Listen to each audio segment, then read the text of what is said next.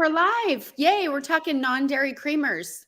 Yeah, so our last 10-day detox we did, this was my big goal. I was getting off half and half. I do like half and half in my coffee. I I always never, mean, not do you like, it was I your love, morning love. go-to. When you would come to my house, I would order 2 big things of half and half because it was one of your moves, go-to moves in the morning. You loved it. Love it. I like my coffee kind of a light color. I enjoy my morning coffee. I don't drink too much, but it's kind of like my morning ritual. I sit and I have a coffee. I kind of learned this when I had children, that I really like that, just to sit for 10 minutes like that and kind of organize my intentions for the day and just really have some peace instead of running around all morning really helps me. So whether it's tea or coffee, I always sit. And so during this last 10-day detox, I decided to get off the half and half. And my justification is like, or my goal is that even though it's organic, my half and half, the still the fat cells of animals are where all the chemicals that I'm trying to avoid in so many other ways are.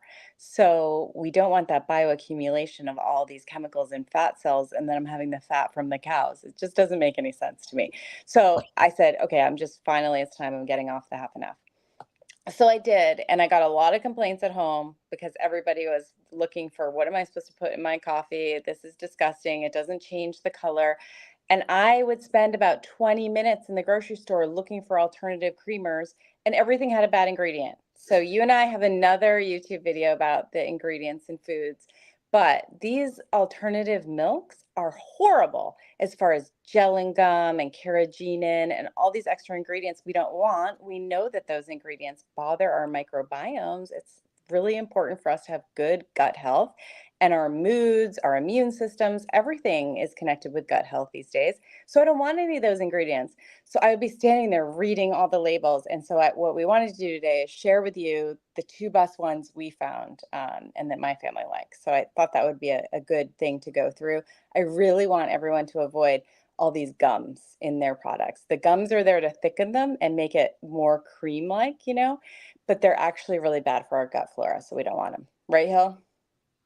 I guess. I mean, I think I'm sadly still using one with a gum in it, and I won't talk about it, but I'm like, this talk Mhm. makes me sad. I But know, because it's so hard. And even because companies, I love the way my coffee tastes and what I use, but I know it's not the best for me. So I this know, is and you don't have time to sit there.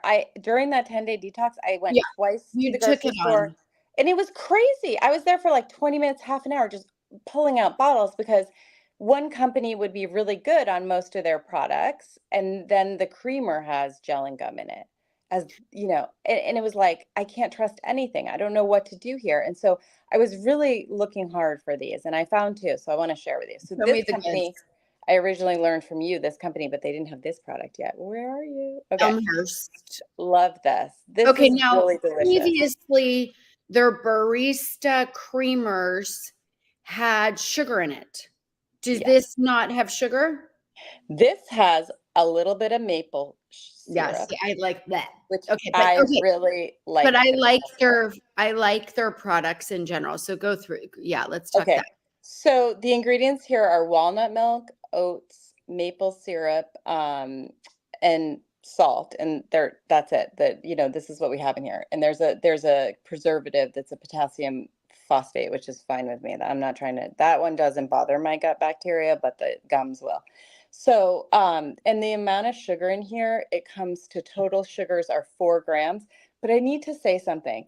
You guys see how huge this bottle is, Can you right? move it more? You're just on your phone. So yeah, there we go. So this bottle is huge. The serving size is dividing this between 4. So I think people are having lattes. I'm just putting this in my good old drip coffee.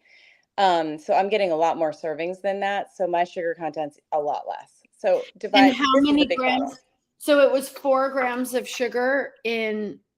In 1/4 of this huge bottle.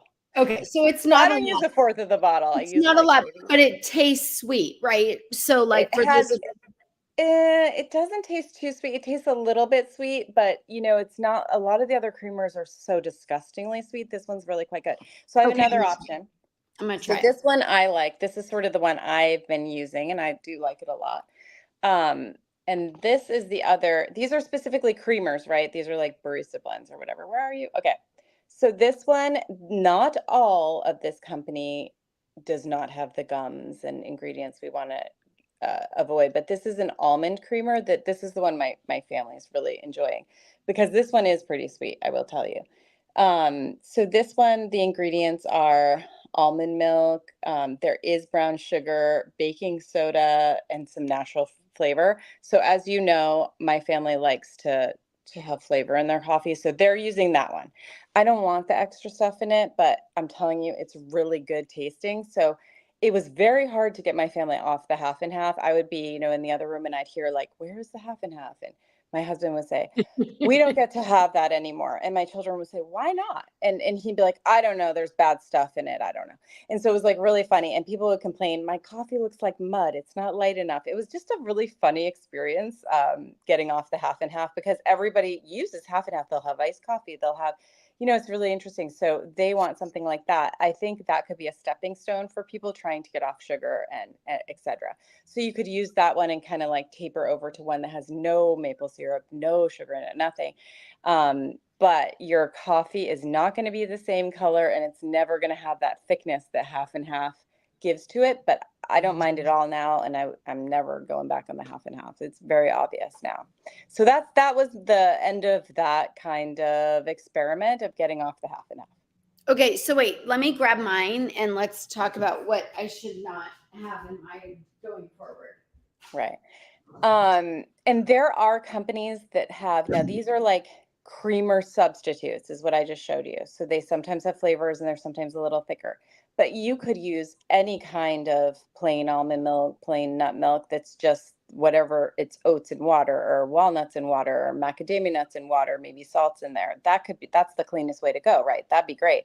But those tend to be very thin.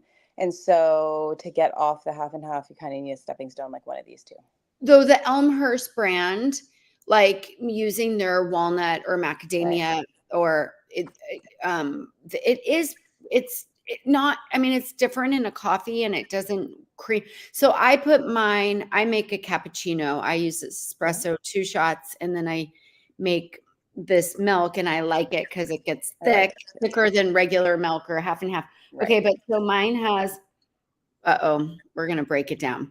Water, coconut cream, almonds, acacia gum. So that's a ding. Hmm. And then dipotassium phosphate. So that's the same thing where it's the The preservative. Hmm. sunflower lecithin, Okay. sea salt, gel and gum. Gel So and gum.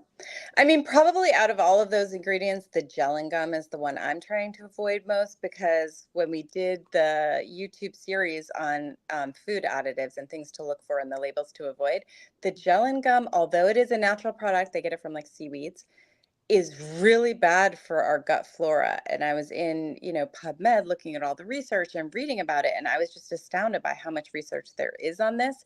And you and I are doing so much in our lives to support our gut health that it's so silly to like, pour some toxin on it, So I'm just trying to avoid that gel and gum so much. But the rest of those ingredients, okay, that's the one. It's the carrageenan and the gel and gum are like top priorities to get out of well, those. and I wonder about acacia gum. We might not need that. We might not know that much about acacia gum yet.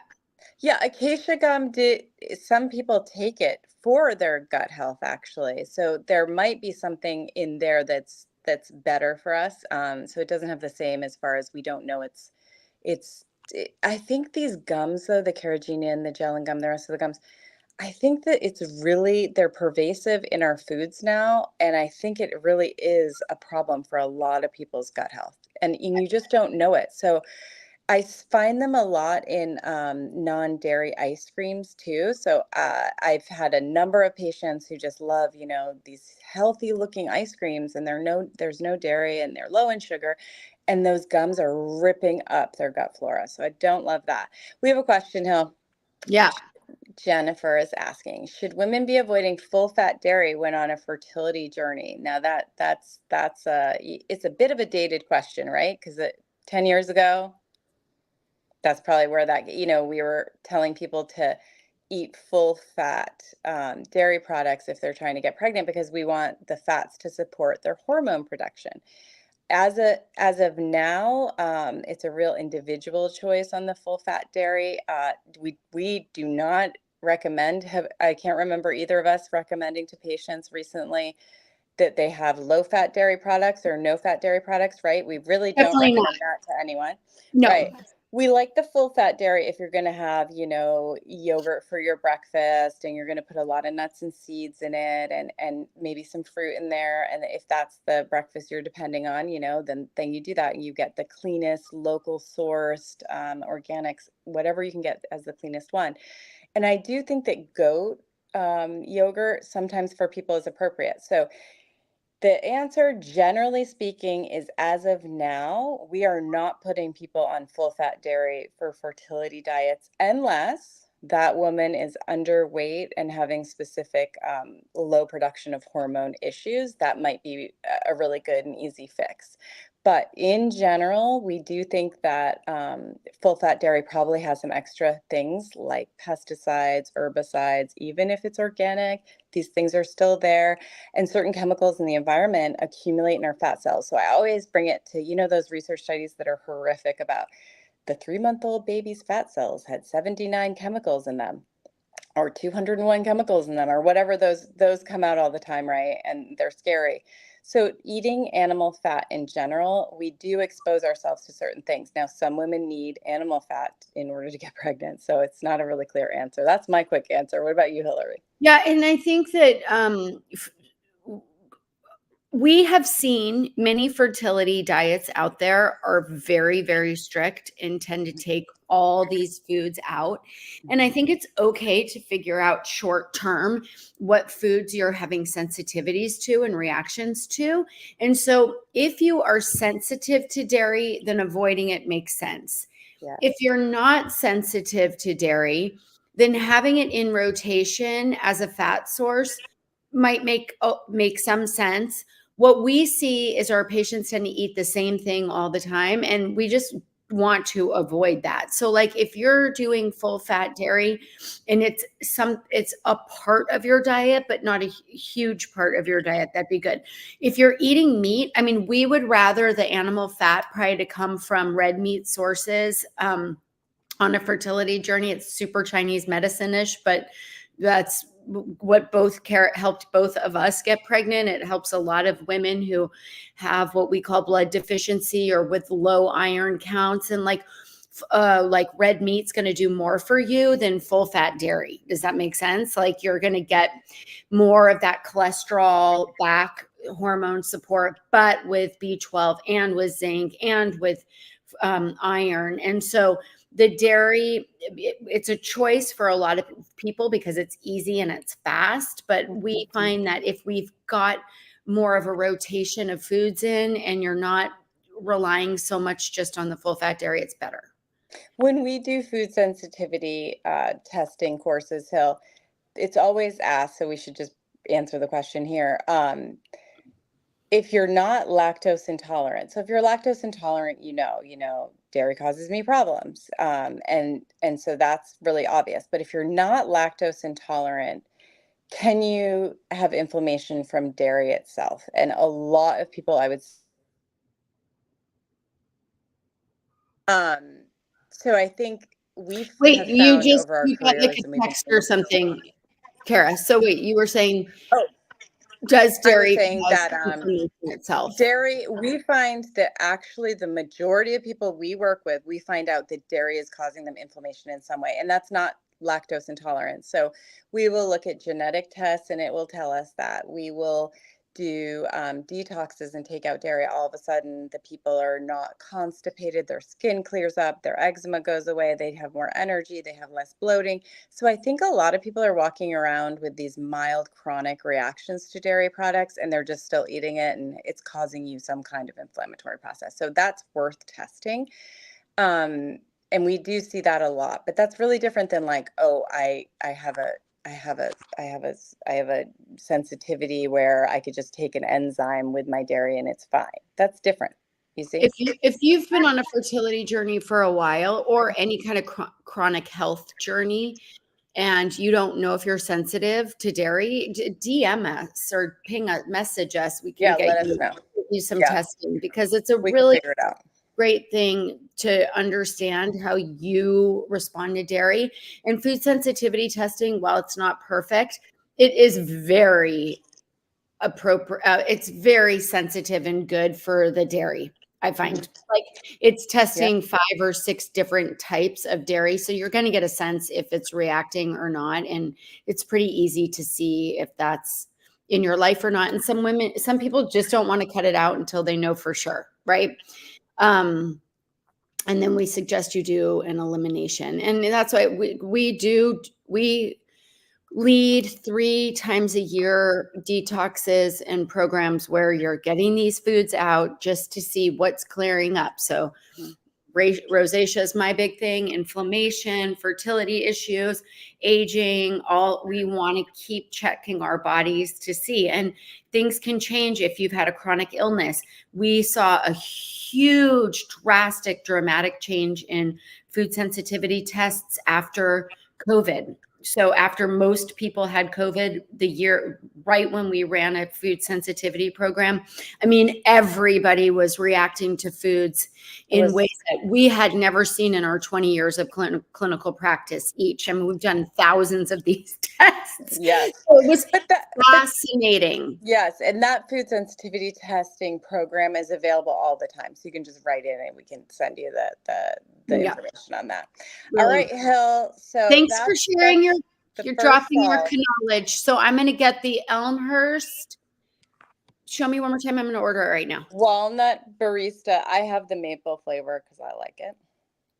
And do they have a plain?